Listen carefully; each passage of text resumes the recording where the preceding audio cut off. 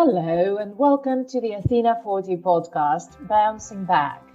I'm Elizabeth Filippouli, founder of Athena 40, an international platform promoting female leadership and connecting individuals from all over the world to exchange knowledge and insights. In this podcast, we are interviewing thought leaders, entrepreneurs, and decision makers from all over the world. We're bringing you insights related to developments triggered by the coronavirus crisis, and we speak with pioneering women from across different industries and countries. My guest today is Sarah Waddington, Managing Director of Astute.work. Sarah is a public relations guru, an award-winning pioneer of best practice, who has built a reputation for her commitment to ethics and diversity. She's an inclusivity champion. She's a strong advocate of accountable leadership and women in business, and also a member of the Athena 40 Global Committee. Sarah, welcome to Bouncing Back. Thanks so much for having me on the show. I absolutely love the theme of this and really positive for the months ahead. We need that positivity, don't we? Absolutely. Right now, anything that helps us look to moving through this transitional period and to the recovery has got to be welcomed. Yes, absolutely. And also the things that all of us have in our life that make us feel grateful.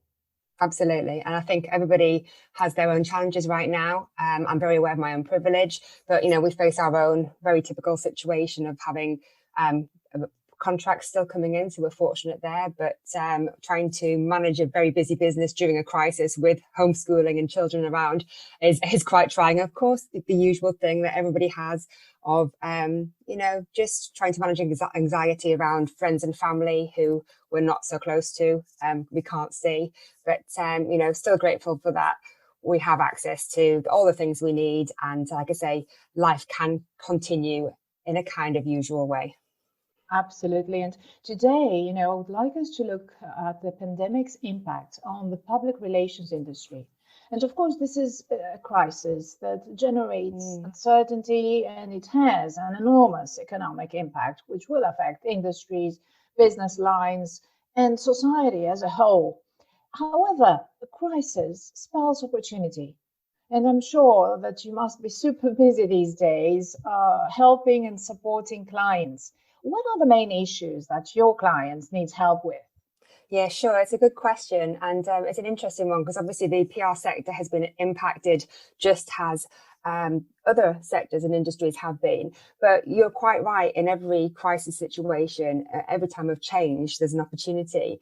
And for me, COVID-19, horrific as it is, does offer an opportunity to reassert public relations as integral to business success.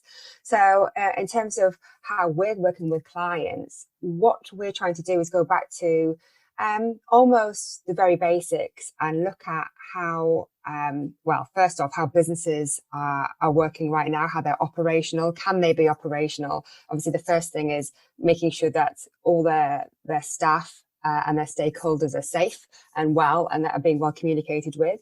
So there's a really important kind of onion effect here. We work from inside out, and that first layer always has to go with people, our clients. Okay, are they safe? Can they operate? In what way? What interventions can we help them find? And then actually, in terms of what their purpose is, can we help them use the social capital they've built, or build social capital to help them prepare for the future? So in a nutshell, and I'm sure we'll come on to it further, that's kind of what we're working on at the moment. How have your clients reacted to the crisis? So do you see them as being, or at least some of them, being a bit lost? Because what we have witnessed so far is, of course, contracts going down the drain. Many projects, if not, the majority of projects have been cancelled. Everything is pretty much unpredictable. So what I have seen and what I'm witnessing is companies, organizations, associations across different industries, they just feel lost. What about the companies that you work with? Have they paused activity? Have they reduced budgets? Have they invested in online activities and other ways to keep their own stakeholders engaged? It's a good question, and I have to say it's a mixed bunch. Firstly, I'm very fortunate to work with some organisations which are quite shored up against the crisis. So we have some public sector clients, of which one is the North East Local Enterprise Partnership. It has a business support programme called the North East Growth Hub, and they've actually pivoted this to make it a hub of support and advice for anybody who needs help around the coronavirus.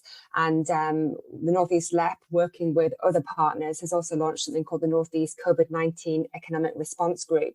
And we've been able to work with them in terms of that comms response to make sure that businesses around here, where I'm based in the northeast of England, are very aware of what they need to be doing now, where they can access support and financial and government interventions, how they can perhaps, if they can't stay operational because of the lockdown, put the business on ice to be able to go back to it in, say, 3 months' time, and how they can communicate through this.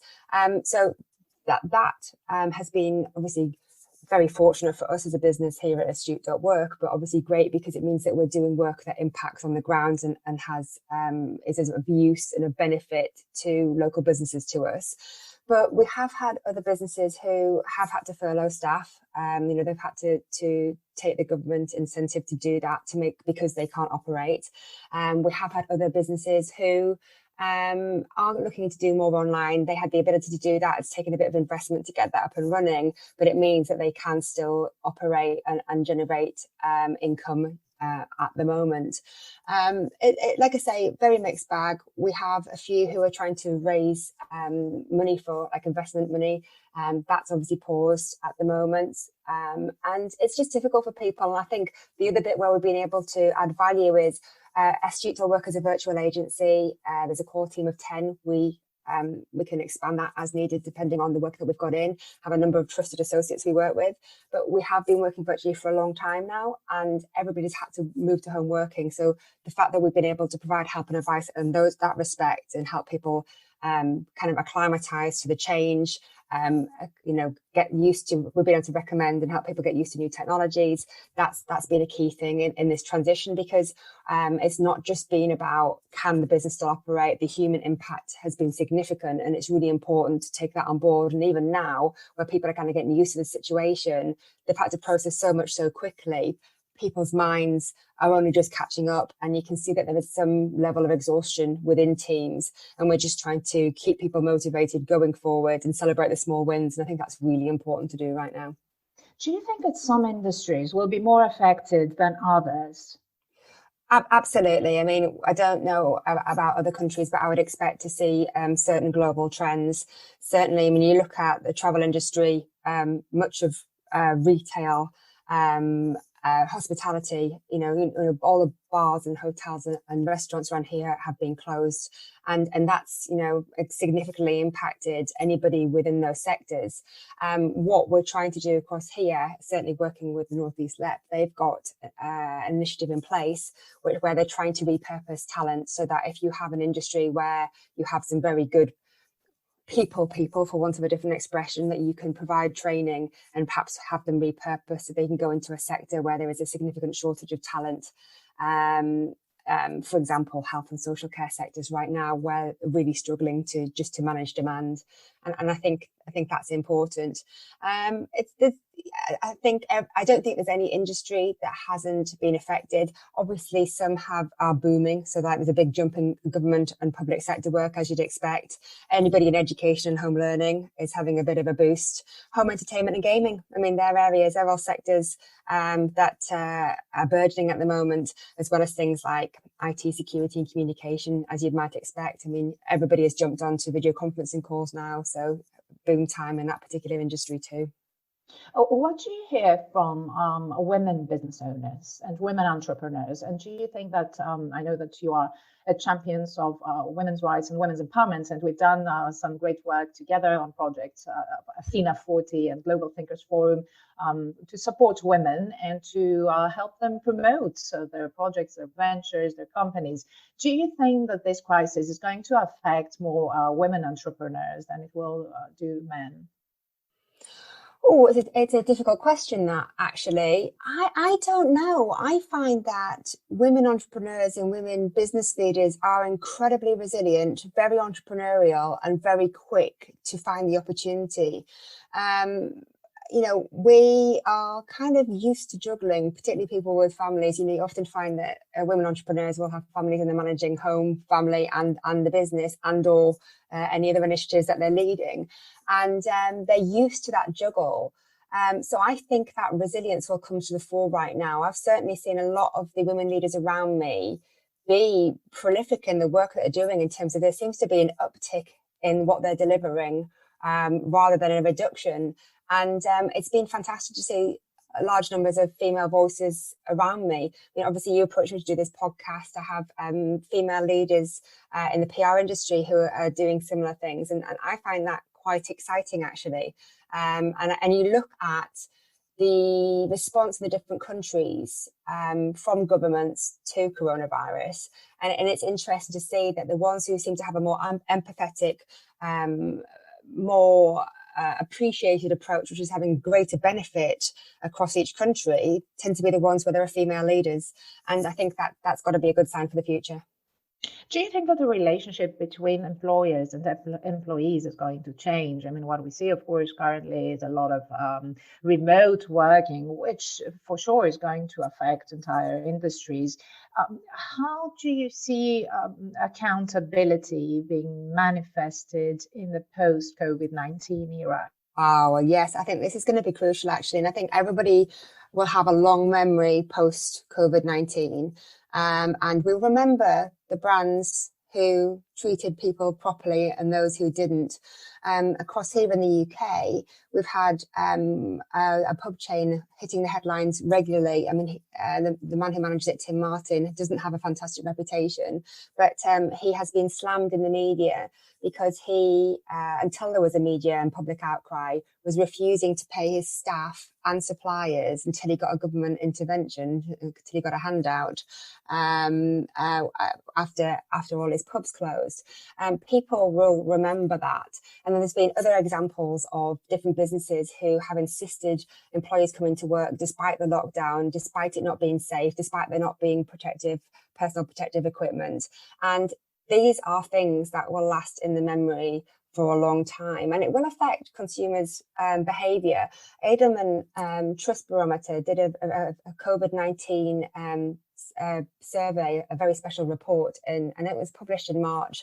And what was really interesting, and it said that the way brands are responding to the pandemic is already influencing people's purchase behaviour. So if I'm right, I think they surveyed 3,000 people globally.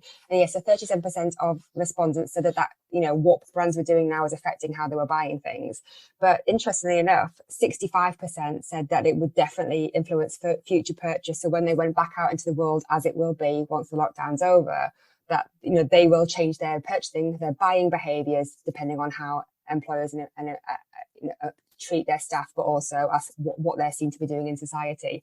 And I think that's a very stark warning. If you're a business owner of any size, think about your behaviour and be acting appropriately and ethically right now if you're not already, which I would sure hope you were.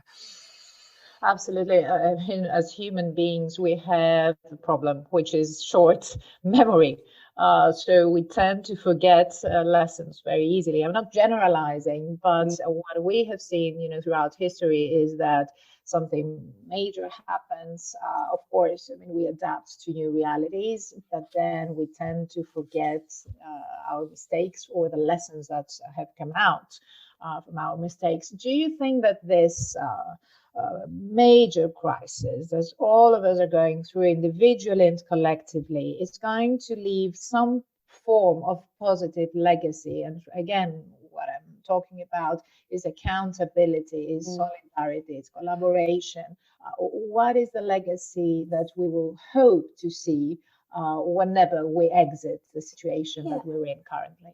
I like to think, or hope I'm not being naive, in that actually you're right, in that normally we do have a short-term memory. I like to think that this one, because this is not the normal situation, everybody is having a shared experience, which doesn't normally happen. And we're all in lockdown, we can't live our usual lives. And it is making people think more about how their own life is and what they can do to make it better.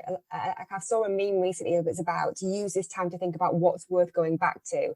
Some people are experiencing a slower pace of life and are able to think about what it is they actually want and the choices they make going back. And I do hope that that does cascade into normal life, rather than we all just rush back and become the busy fools that I certainly have been in the past.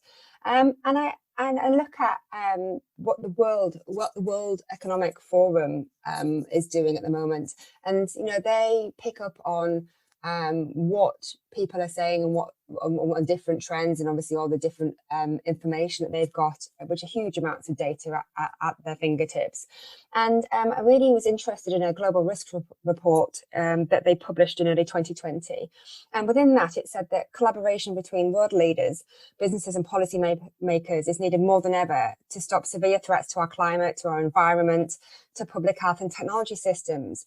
And I just like to think that there's a perfect storm brewing where that thinking was already there because of the data. We've started to see through wonderful people and leaders like Greta Thunberg, climate issues come to the fore.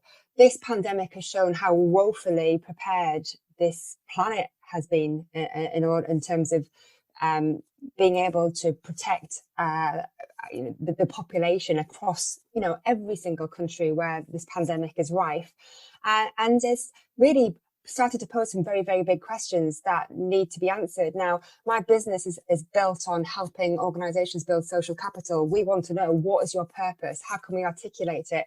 How are you building that capital? What are you doing in your communities other than making money? We don't work with organizations who just say we're out to make a profit and we're not interested in doing anything but, and we don't really care how. That's not people we would work with. So we would always lean in the direction of people who are doing this already.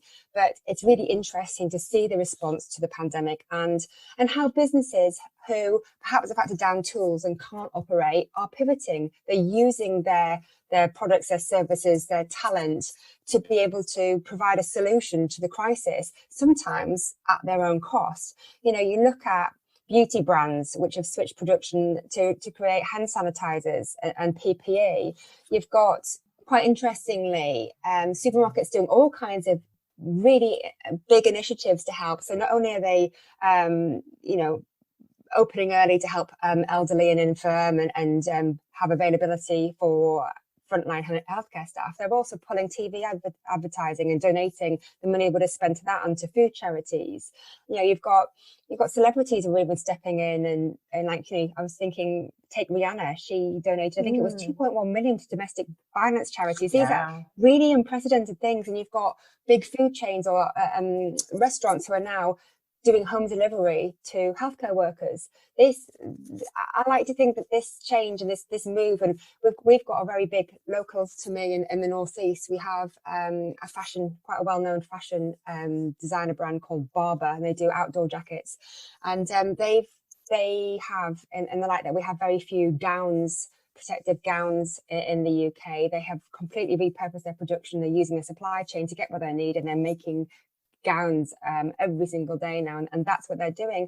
And I kind of think this is what people will remember going forward, and this is where it's the mark of the man, isn't it, in terms of leaders. You now get to see the truth of it. Now, I appreciate there are some businesses who just can't do that right now, and right now it's about survival, but our advice is to organizations, if you have an opportunity to do this, think about it as an opportunity. What can you do? How can you help, and in what way? And that's a lot of the work that we're doing with people at the moment, in terms of not just helping them get their operational side right and to be able to shore up for the next 3 to 6 months, but what does that recovery look like? And what are the questions you need to be asking right now?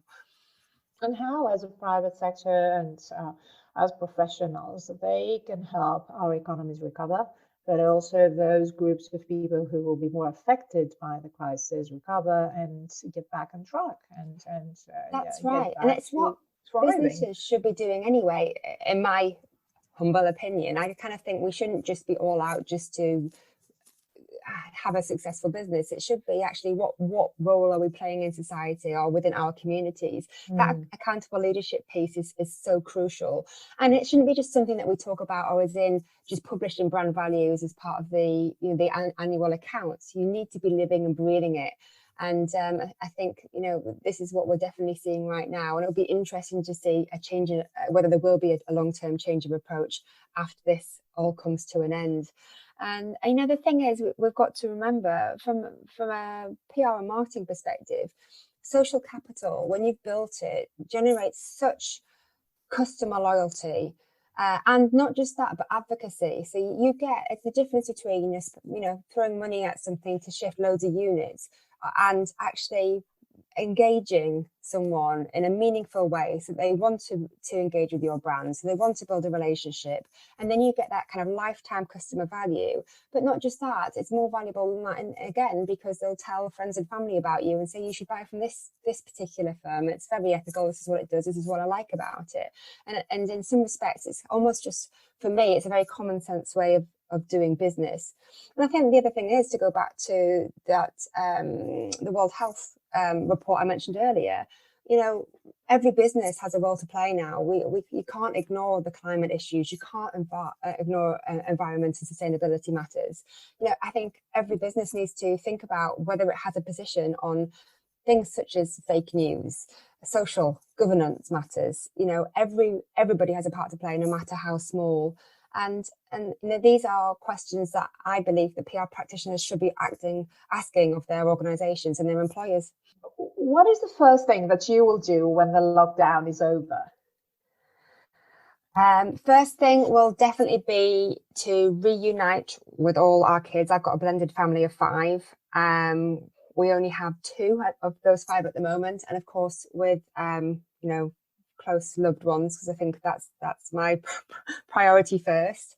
And I think it will be to take a little bit of time out and to do what I said before, in terms of to really think about what I want to rush back to. So I'm very comfortable with the business I've built. As I mentioned before, it's built around social capital. I'm very happy to have got a kind of side hustle, which is called Future Proof, which is to help social mobility and share best practice across the PR sector. But every day is very busy, and I do want to give some significant thought to what kind of change does that need in terms of to make sure that I am productive and giving all my time in the best way. And I think it will be also just to, I'm working very hard at the moment to make sure that my team are shored up, that everybody's happy, that my clients are okay. And because even though they're delivering on a daily basis, whether actually personally they're managing all right, because it can be quite hard for people to say, I'm struggling right now. And I want to make sure that all those around me have everything they need, really. Sarah, thank you so much for this conversation today. Thank you very much for having me on. It's a fascinating time. I don't think we'll ever see anything like it again. And just it's just great to be having these discussions to talk about what businesses can do and how PR can help. And I think it's all those usual considerations in terms of what does a recovery look like? How can we make this an opportunity to build a world that we all want to be in and want to take better care of? Because part of me thinks that this is just a wake-up call to say we've got to do more and we've got to do better. I agree with you, and I think that we have been given a major opportunity to be part of restarting the way we operate as human beings and our economies, our societies, the legacy that we want to leave behind, or we should leave behind for the future generations. So many lessons to learn. Thank you again, Sarah Waddington, Managing Director of Astute.work, and thank you for listening to the Athena 40 podcast, Bouncing Back. Stay tuned, more episodes coming up. Please feel free to subscribe. Athena 40 is hosting conversations with thought leaders, entrepreneurs, influencers, and decision makers from all over the world in this effort to find our new normal. You can find more information on us on athena40forum.com. follow us on Twitter on Athena_40. Stay safe, stay inspired.